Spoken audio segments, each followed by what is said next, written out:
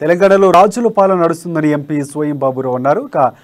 TRS ప్రభుత్వం అధికారంలోకి వచ్చిన తరువాత దోపిడీ ప్రభుత్వంగా మారిందని మండిపడ్డారు. ముఖ్యంగా టీఆర్ఎస్ ప్రభుత్వం ఎంఐఎం పార్టీకి అమ్ముడుపోయిందని ధ్వజమెత్తారు. రానున్న రోజుల్లో తెలంగాణలో బీజేపీ అధికారంలోకి వస్తుందని ధీమా వ్యక్తం చేశారు.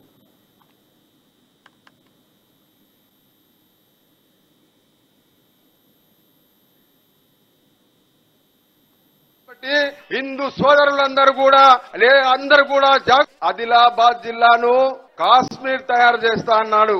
కానీ ఇవాళ బైసను పాకిస్తాన్ గా మార్చడం జరిగింది. కాబట్టి హిందూ సోదరులందరూ కూడా జాగ్రత్తగా ఉండాలని కూడా ఈ సందర్భంగా నేను విజ్ఞప్తి చేయడం జరుగుతుంది. అదే రకంగా ఏదైతే బైసా పట్టణంలో కౌన్సిలర్ అందరూ కూడా ఎంఐఎం పార్టీకి సంబంధించిన వాళ్ళే గెలిచినారు.